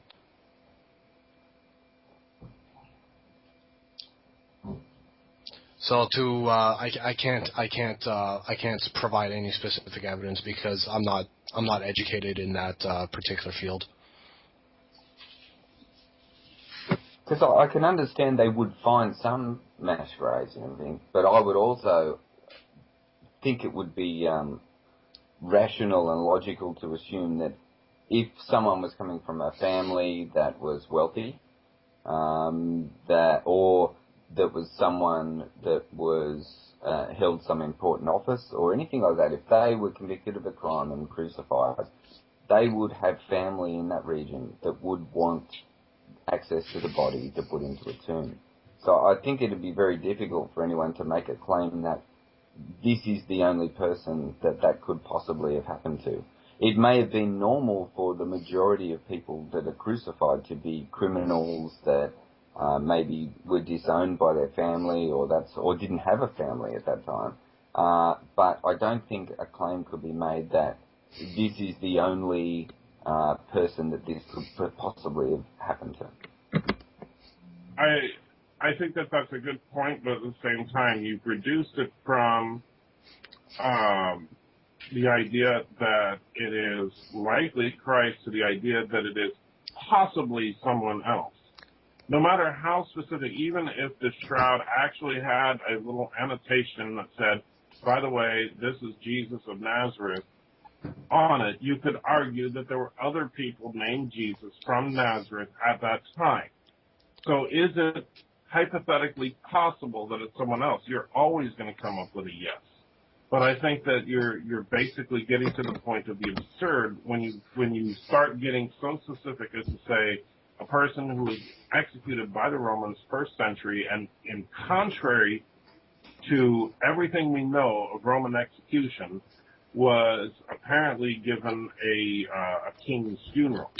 And not only that, but we already have at least one historical person from that era who that does match, who there is documented record that he was executed in the same manner as the person with the shroud, was treated with the same level of respect as the person of the shroud, and comes from the same region as the shroud.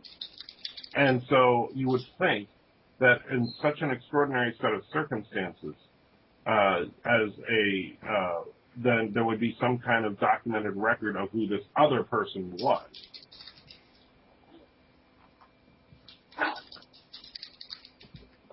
I would have thought the definitive test for the shroud would be to do DNA analysis on it, and then see if the blood that is on this shroud, or the remains of the DNA on this, is diploid or not, because this supposed person did not have a father, will not have a Y chromosome, will only have 23 chromosomes, not 23 chromosome pairs.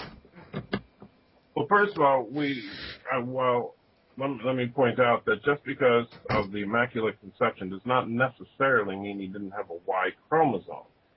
That's simply an assumption because of the way that we normally reproduce. As to getting a DNA sample of a 2,000-year-old shroud, I would have to ask UNFFWildcard, is that even possible? On a 2,000-year-old shroud, I would think that the DNA would be very badly damaged.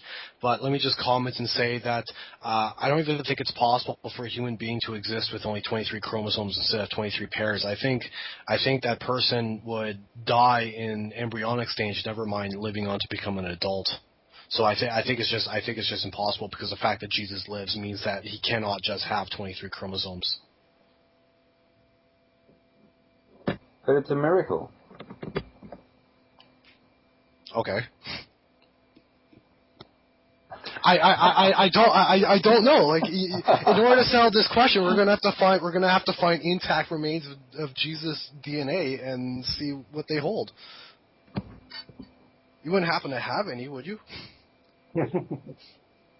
If Jesus really existed, why haven't we found his body? Yeah, I've heard that one.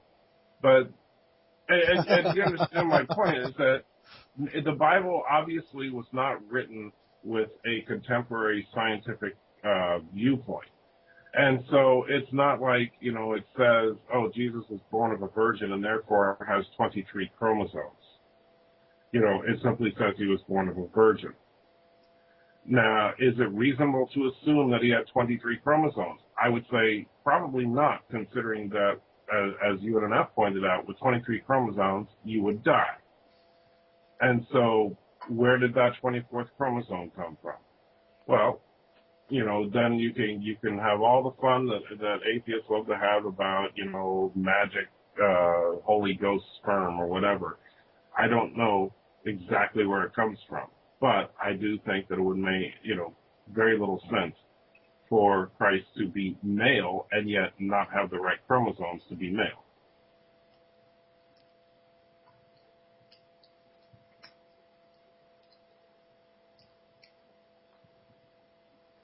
And if Christ were female, I suppose you could argue that she was just a simple clone of Mary. But since Christ is male, then I think that it is a requirement that some additional material is there. And I don't think too many Christians think that Christ was just the child of Mary.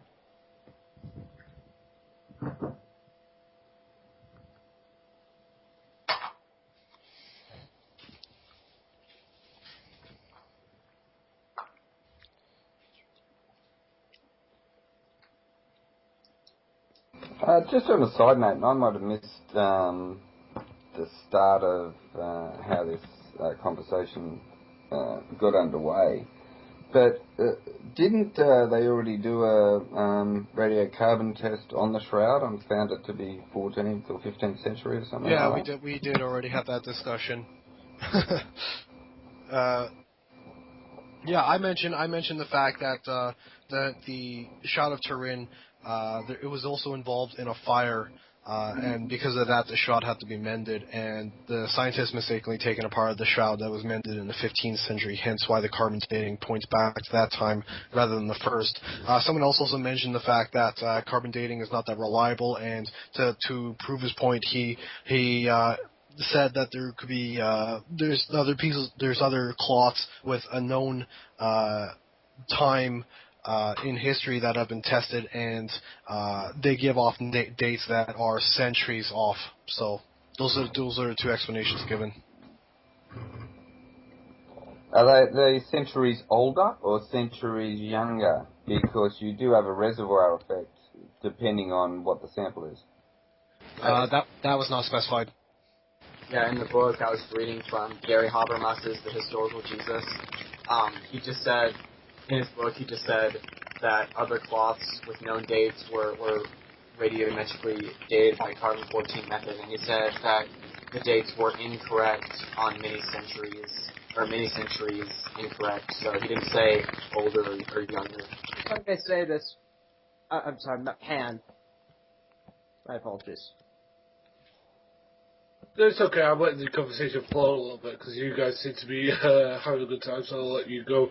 Yeah, go ahead, Puppy. I'm sorry for speaking out of turn, but the reservoir effect, the way, from my understanding of at least how Polar54 in one of his videos has explained that works, that happens underwater. So that's not a likely candidate for the Shroud of Turin.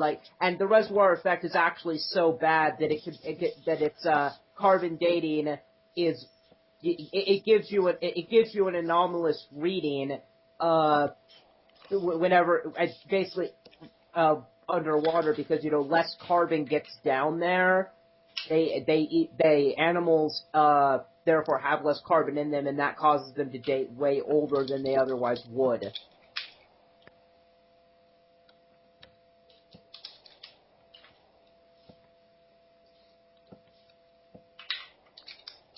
Yeah, no, actually the reservoir effect is a little bit different than that. It's not about how deep it is or anything. It's about the source of the carbon.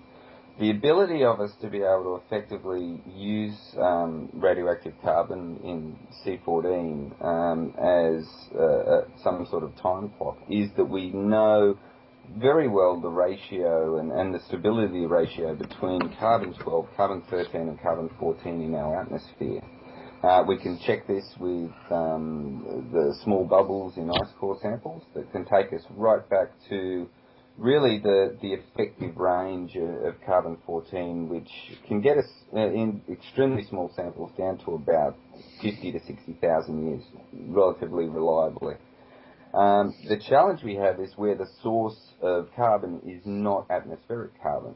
So that can be like a lake, where the lake is basically surrounded by carbonates, like limestones and things, so that the carbon that is leaching from the rocks surrounding it into the water and becoming part of the food chain is basically much older carbon than something that has been, say, from a tree, where it's pulling in the vast majority of its carbon from the atmosphere. So in the case of something like a shroud, which yes, I'm assuming is, I don't even know what the shroud is made. Is it a plant material-based shroud, or is it like a wool or some sort of animal-based material? Someone Google that. I'm on it. I just want a clarification on it says flax fibrils. So that'll make it plant. Okay, so you would have to assume that would be predominantly an atmospheric base. But let me ask you. You were what did you say the margin of error was for the C14 dating? You said you could get a range relatively within. small. I think depending on. Oh, hang on. I've just got to mute my speaker. I'm doubling again. It's relatively good depending on the sample size, but you're not going to say you're talking about a margin of error here. Say if something's 1,500 years old, what we're really saying is it's about say 1,500 years old at a 10% error rate is only going to be 150 years. We're talking about a shroud which is about 600 years old. So even at a 10% error rate, which is huge when you're talking these sort of samples, you're talking a difference of 60 years. We're not saying, oh yeah, it's a 2,000-year-old shroud with an error rate of plus or minus 1,400 years.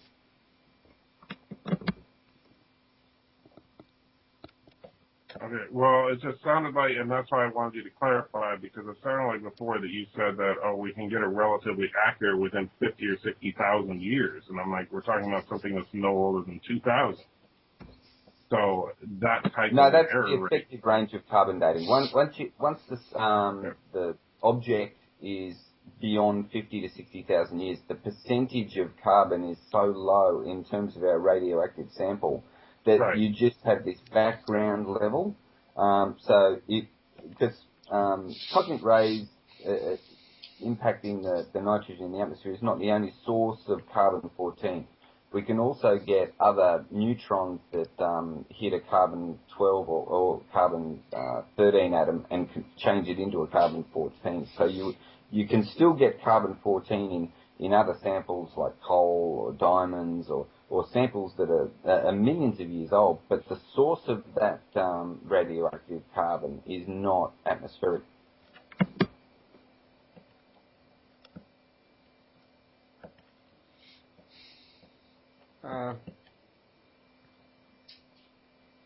Yeah. And here we get more chirping. Okay, there's one more thing I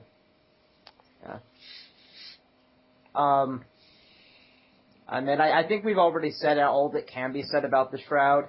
That such that it's kind of useless to talk about it more. Are you guys even there? Yeah. Yeah. I'm listening. So I'd like to change the subject to the third thing that I wanted to discuss, and that is going to cause us to run over time, as we always do. The problem of miracles, which is here, let me look up a formulation for that.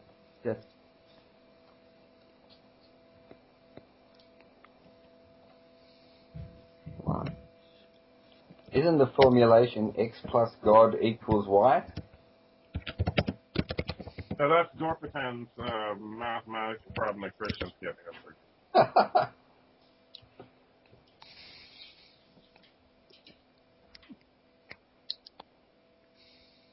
Well, my understanding from the problem of miracles is, I think it's David Hume's argument that you can't, more or less, that a miracle, the only time that you can ever say a miracle has occurred but due to a testimony, is when the testimony's falsity would actually be more miraculous than its truth.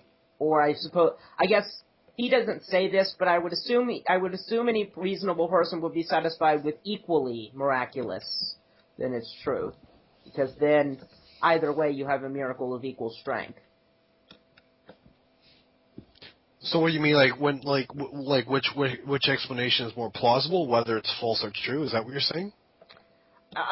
From my understanding, I have very little, so I'm almost certainly to some extent misunderstanding the argument. But from what I understand, it's saying that the only way you can identify a miracle is by the fact that the falsity of the miracle claim would be more miraculous than its truth. It was David Hume who put this forward, and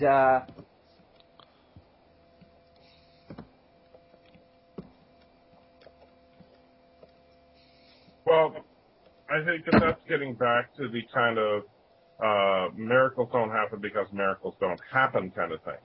Oh, well, sure, we'll accept a miracle, but only if the only alternative is an even more radical miracle. And, you know, I don't think that type of reasoning is Non-circular? Well, not even that. I mean, I'm just saying that from a scientific perspective, I think that if you were to use that same type of reasoning on almost any other subject, you would be laughed out of the room.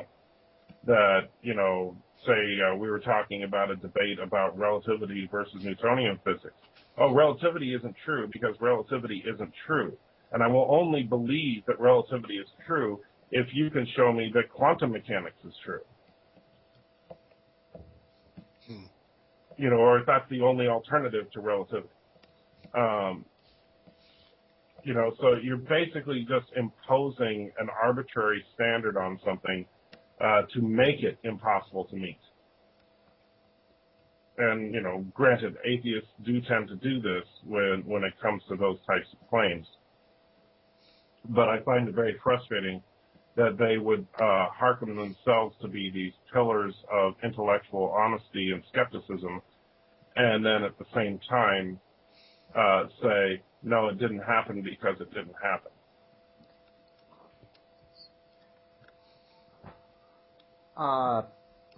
Yeah, I would agree with that.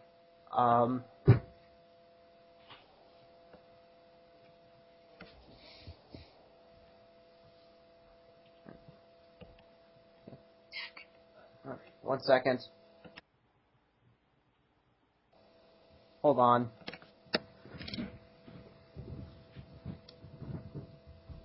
Are we still recording? Yes, we are. I was just getting the door. Because we're still recording. All right. Okay, though there's no reason that we can't run overtime. Officially speaking, we have 3 minutes left, but again, that's not pressure because we're free to run overtime if we want. You know, it's not as if someone needs to use this channel next. Okay. I mean, yeah. I actually had a comment, I don't know. I mean, I think okay, here's a question. This is the final thing. I actually didn't have a pre-planned list, so I'm sorry I actually implied that earlier. I say I wanted to discuss, I thought of discussing it, but, this is actually not on any pre-planned list. I think I would like to. I guess I did kind of consider this beforehand. Hold on, let me move my computer or my mom's computer to a different room.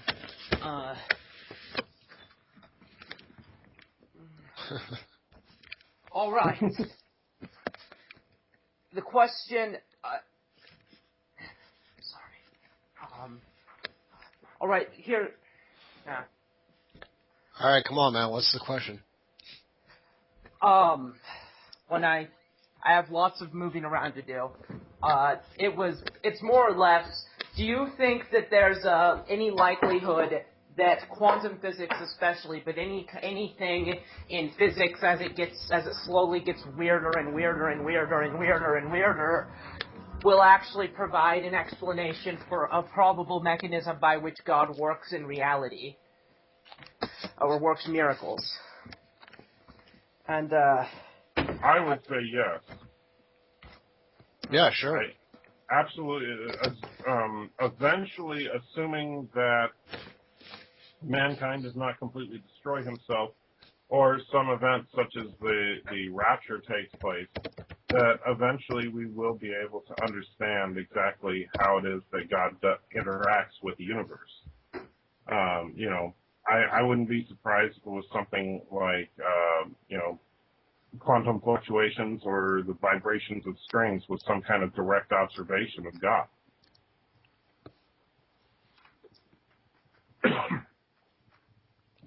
Yeah, I don't know. I mean, I've heard of at least David Funk currently has a video up on the whole in which he completely schools Dorpatan by mentioning, but basically what he does is he talks about the idea of a holographic universe, and shows, and basically says that could actually be controlled or altered by an act of pure will, which objectivism's main objection to Christianity and to theism is that that's impossible because you cannot get an objective fact from a subjective mind. Right. I did see that video. And by the way, you announced if I know I haven't seen you posting very many videos in a while, and I know you're busy with your schooling and stuff. But for a nice, easy, simple mental exercise, maybe just do a few Dorpatan videos. I would love to see you.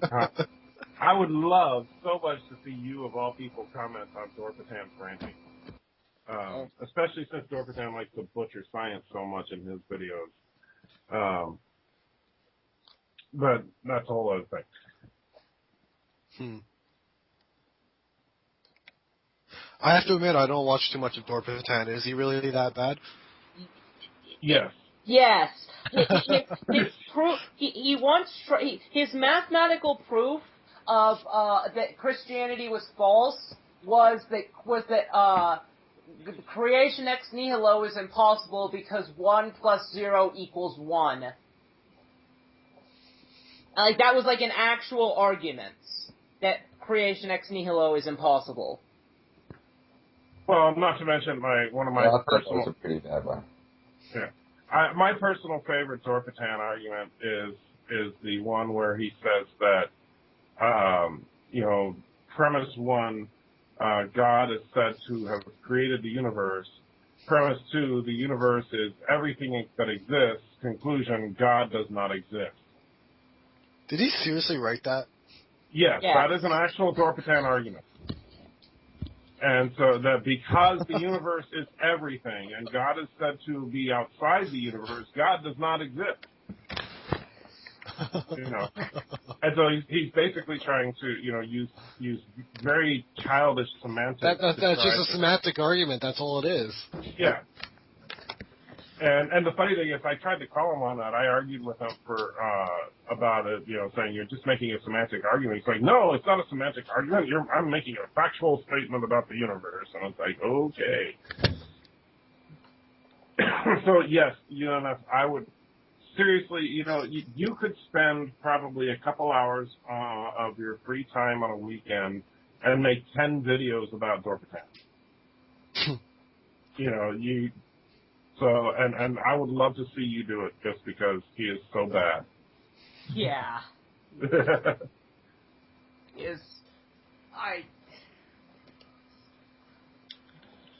I remember Albert's video. Sorry, I remember Albert's video towards Dorpatan. And your theory, what was it? The one where he argued against the magical greatness of God or something like that. God, that was rubbish. It was like he had about 4 premises, and like 2 of the premises actually contradicted each other. Yeah, he likes to do that. Yeah, you pointed that out in your video. To it. What was it? The maximum greatness of God or something like that. I'm trying to remember. I know I responded to a few of his arguments, but he's always good for a laugh. If I'm really bored and I just need something to laugh at, I will go to his channel. I think it's one of the best comedy channels on YouTube. And the scary thing to me is that there are people that take him seriously. Personally, I prefer Carpun Piso. Yeah. I mean, he's a nut job. I mean, where Dorpatan is, I don't want to call him stupid, but where Dorpatan will say something ridiculous, Calpern Piso will say something absolutely bat-crap insane. Well, let me put it this way. If Dorpatan and Nephilim Free were locked into a room, and the only way they could get out would be to prove that they were intellectually superior to the other, the room would never be open.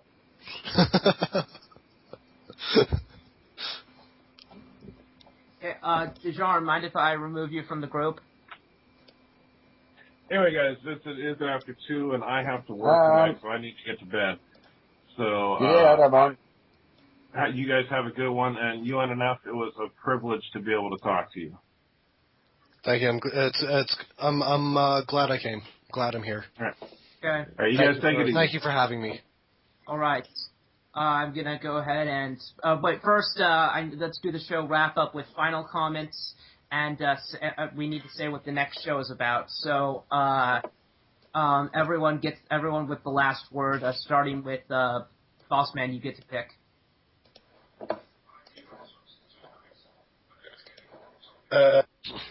Let's, I guess, have the first word, last word, if you will. To be honest, I really don't have anything to say, so. Okay. Okay. Everything that needs to be said has been said, and I'm really, really ill right now, so I really don't feel like saying anything. All right. Okay. I guess that's all for today. Our next show for the Fish of Time is going to be. It's actually. Do you know what I'm gonna do? I'm gonna open the. I'm gonna do actually something interesting that I think the audience will suddenly like. I'm going to open the blog TV like such that I'm looking at it. Hold on. Okay, I'm looking at the blog TV now. What I'm going to do is I'm going to announce 3 candidates, and I'm going to let the people in the blog TV, all 1, 2, 3, 4, 5 of them. I'm actually going to let you go ahead and vote on what the next show will be. All right, the candidates are. It will either be on the End Times, Free Will, or The Problem of Evil. End Times, Free Will, or Problem of Evil. Everyone in the chat, please vote on which of those it should be. Okay, we have 1 vote, Problem of Evil. Is that going to be our only vote?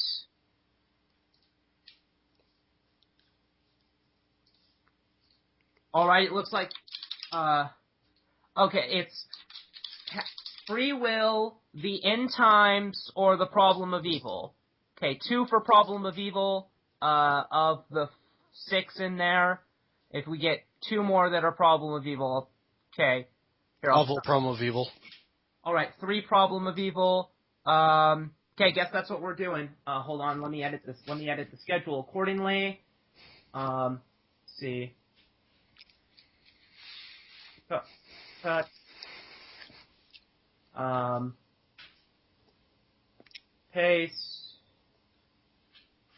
Paste, cut,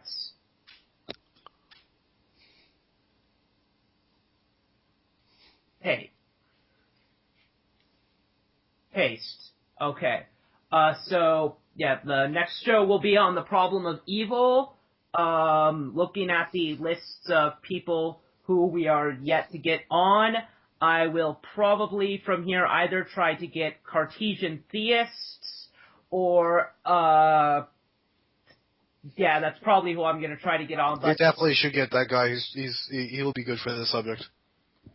yeah. Alright, so the next show is going to be on the Problem of Evil, and, you know what, let's go ahead and just do a vote like this at the end of every show from now on, because I have a bunch of candidates indeterminately selected as for what the next show will be, and so that's what we'll start doing with the show schedules. Alright, so, with that out of the way,